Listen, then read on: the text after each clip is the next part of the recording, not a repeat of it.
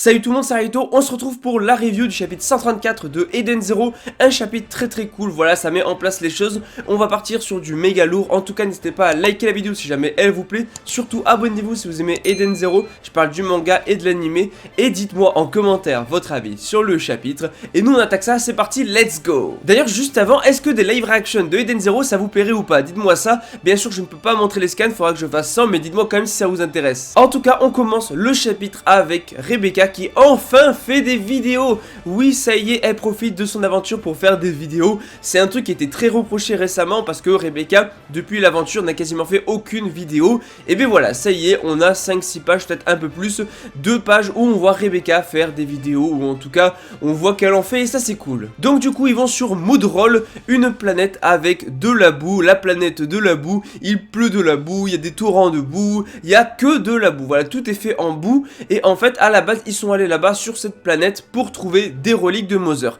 Et ils en ont trouvé une sorte de grand bâtiment géant, voilà tout simplement. Et le truc c'est que ce bâtiment était probablement à l'époque sur Mother. Et oui, puisqu'a priori il y aurait des gens qui auraient vécu peut-être sur Mother, ça paraît logique qu'il y ait aussi des bâtiments tout simplement. Bref, ils ne peuvent pas l'embarquer forcément, mais par contre voilà, le but c'est juste de récupérer l'éther. Donc ils vont récupérer l'éther du bâtiment. Et sinon voilà, on a Rebecca qui va en profiter pour faire des vidéos.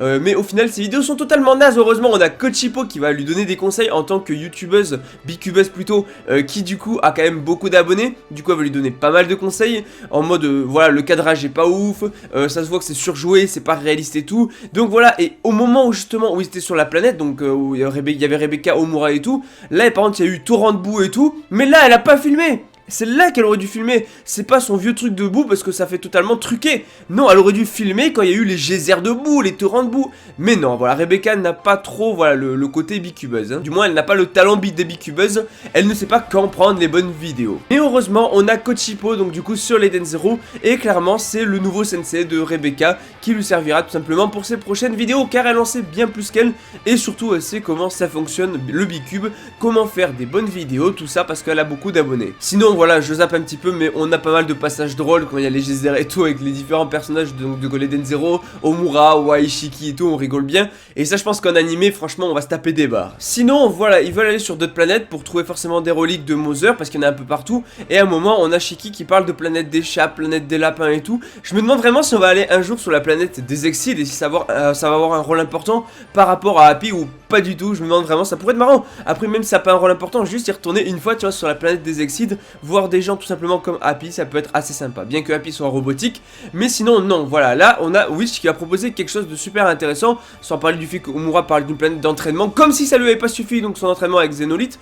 Mais surtout, voilà, le but c'est justement d'aller sur les différentes planètes pour trouver des reliques. Par contre, on a quelque chose de super intéressant que justement Wish va dire, c'est que c'est pas prudent de rester à Cosmos Aoi et qu'il ferait mieux de quitter temporairement le cosmos. Parce que oui, entre Ziggy, entre Nero, entre le système stellaire, entre Shura, Ocean Seeds, etc., entre tous les gens qui ont des puissants éthers de fou, voilà, franchement, c'est pas prudent. Là, on part dans une guerre totale, une guerre massive. C'est absolument pas prudent de rester là. Donc clairement je suis 100% d'accord avec Witch. Donc Armin qui va demander du coup au grand démon, qui va demander à Shiki. Et Shiki qui est très pensif là-dessus et qui je pense réfléchit un petit peu avant de prendre une décision. Parce que d'un côté il veut arrêter Ziggy et tout, mais je pense qu'il s'est rendu compte de la puissance de Justice, de RZ et tout, et qu'il sait à quel point ils sont puissants et à quel point il ne peut rien faire dans cette guerre. Donc à voir par la suite, mais au vu de ce qui arrive à la fin du chapitre, je pense pas qu'ils quittent en tout cas le Cosmos Aoi. Ils ne peuvent pas, parce que sinon voilà, on en reparlera après, mais bon, parce que sinon les machines vont être totalement anéanties. Sinon, on en vient enfin au fameux chapitre des 20 000 ans plus tard. Rappelez-vous, dans les tout premiers chapitres, je crois que c'était le chapitre 3, un truc comme ça, rappelez-vous, on avait un flashback tout simplement au moment de l'apparition de Wise, on avait un flashback, même un flash forward. 20 000 ans plus tard, ils avaient retrouvé 2 corps humains. 2 corps humains, probablement celui de Rebecca et de Shiki, ça reste de la théorie, mais surtout ils ont retrouvé, rappelez-vous, donc c'était des sortes de gars, je sais même pas si c'était des robots, des androïdes ou des humains qui étaient genre cosplayés, enfin pas cosplayés mais qui avaient donc des sortes de grosses tenues pour aller dans l'espace. Mais rappelez-vous qu'ils avaient trouvé un bicube et que sur le bicube il y avait l'inscription Eden Zero. On s'en rapproche, ça y est, le bicube est enfin marqué, on a enfin le fameux de l'histoire sur pourquoi est-ce qu'il y a marqué Eden Zero dessus. On se rapproche de ce fameux 20 000 ans plus tard, même si ça peut très bien être dans 500 chapitres, hein, mais bon. Sinon, voilà, elle a profité donc du coup du bon moment qu'ils ont passé à Red Cave pour le marquer. Voilà, ils se sont amusés, ils ont fait du surf, ils ont mangé, ils ont couru, ils se sont entraînés, ils ont rigolé ensemble et tout. Et ça, je pense vraiment que ces épisodes-là en animé seront vraiment exceptionnels sur Red Cave. Franchement, la planète des flammes, je pense vraiment que ça va être vraiment super cool et agréable à regarder. On va prendre vraiment de plaisir. Mais surtout, voilà, elle s'est rendue compte qu'en fait, l'Eden Zero, c'était sa nouvelle famille.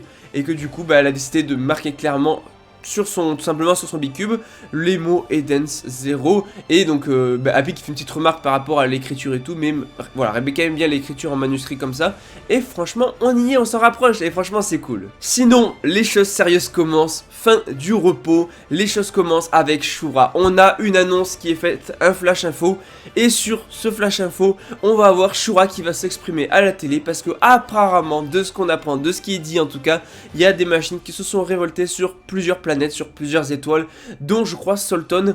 Et le truc c'est que c'est totalement faux, c'est une intox, c'est totalement faux, c'est juste Shura qui a manigancé tout ça pour que les humains se rebellent contre les machines et pour justifier le fait d'exterminer les machines. Mais on va y revenir.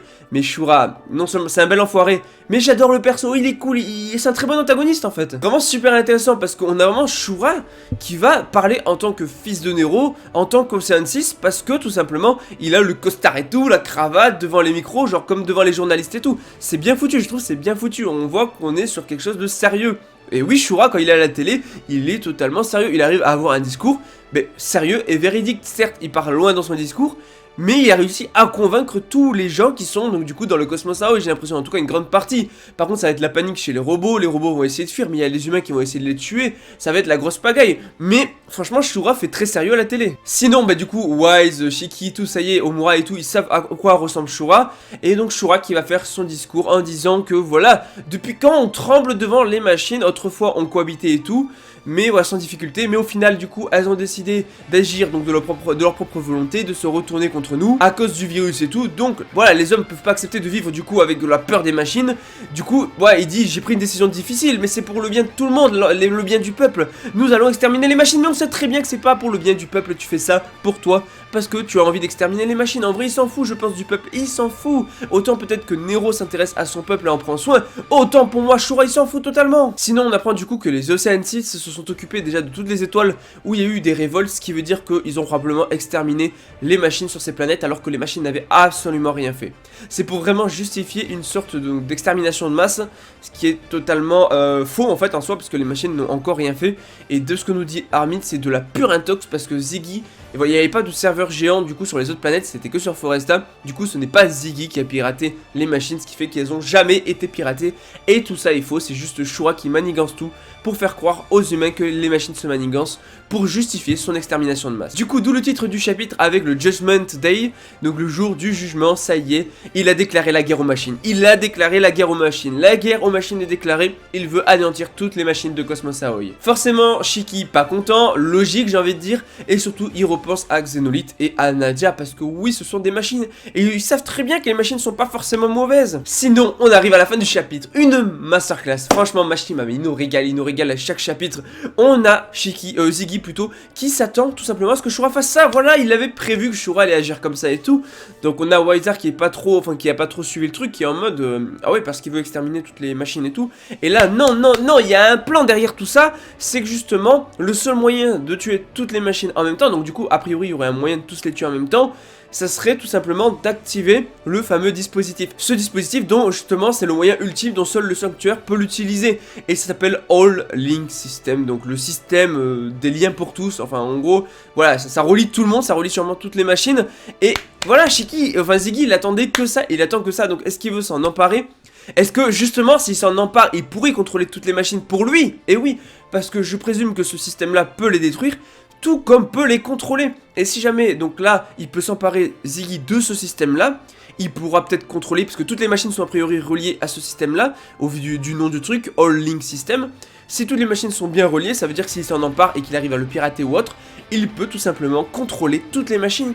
toutes les machines de Cosmos Harui bien sûr. Mais c'est déjà énorme. Et Shura en fait s'attendait très bien à ce qu'il fasse ça. Parce qu'en fait il sait très bien que c'est le All Link System qui veut justement Ziggy. Et voilà, il s'en sert comme appât tout simplement. Voilà, en fait s'il a fait ce discours, c'est pas spécialement pour exterminer les machines. Certes il veut s'en débarrasser, mais c'est aussi pour attirer le roi des machines, le grand démon, Ziggy. Et oui, c'est ça son objectif final. Et ça, c'est ouf, parce qu'il se sert vraiment de toutes les machines, de tout ça, de tout ce discours, c'est vraiment pour appâter Ziggy, pour voir s'il va tomber dans le panneau, est-ce qu'il va mordre à l'hameçon. Et il lui dit clairement, voilà, je te promets une belle tombe, tout simplement. Et c'est énorme. Donc du coup, il va profiter tout simplement de ce discours pour exterminer Ziggy 6 poètes et en même temps toutes les machines. Il veut se débarrasser de vraiment tout. C'est une dinguerie. La Machima nous régale, il nous prépare tellement de bonnes choses que franchement, c'est un pur kiff. Chaque chapitre est excellent. Chaque chapitre est totalement fou. Qu'est-ce que vous voulez que je vous dise? C'est incroyable à quel point c'est dingue, c'est incroyable. On a un chapitre de malade. En tout cas, likez la vidéo si jamais elle vous plaît. Dites-moi en commentaire si tout simplement vous aimez la vidéo, tout ça et le chapitre. Et abonnez-vous si vous aimez Eden Zero. Cette chaîne est faite pour vous. Je parle du manga, de l'anime, tout ça. L'actualité Eden Zero. Et oui, on en fait de plus en plus sur la chaîne parce que c'est cool. Voilà, c'est trop bien. Donc ça va être une dinguerie quand l'anime va arriver le 10 avril. Incroyable ça va être. En tout cas, je vous dis à la prochaine. Allez, ciao tout le monde.